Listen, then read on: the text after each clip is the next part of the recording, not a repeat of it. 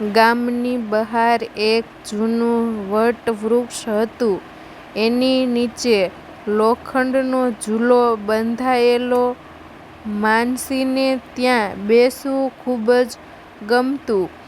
એ કહેતી, ઝૂલામાં બેઠું ત્યારે લાગે છે સમય અટકી ગયો. એ જ ઝૂલાને ધક્કો આપતો હતો યુગ. બાળપણથી બંને સાથે મોટા થયા. શાળાના દિવસો, મેળા, વરસાદમાં દોડવું, બધું સાથે. મિત્રતા ક્યારે પ્રેમમાં બદલાઈ, કોઈને ખબર પડી નહીં. યુગનું સપનું હતું સેનામાં જોડાવાનું.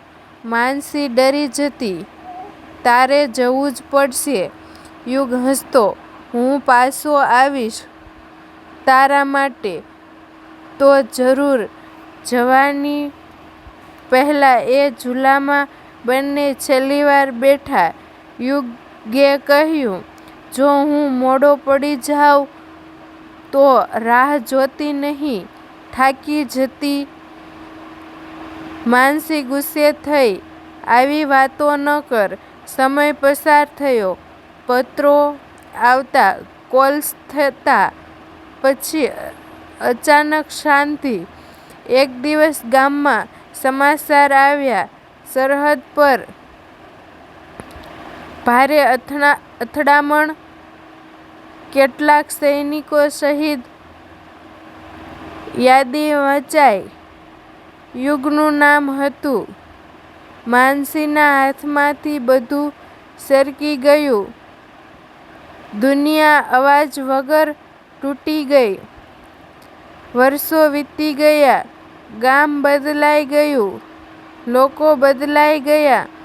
પણ વટવૃક્ષ નીચેનો ઝૂલો હજી છે.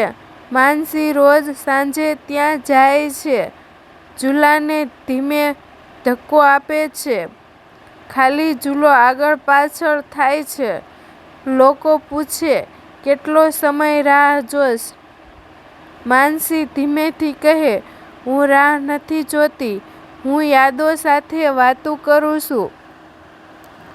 ક્યારેક પ્રેમ પાછો આવતો નથી, પણ એના પગલાંની આહટ ઝૂલાની ચીંચીમાં હંમેશા સંભળાતી રહે છે. ખાલી ઝૂલો હલતો રહે છે, અને કોઈનું હૃદય ચૂપચાપ રડતું રહે છે.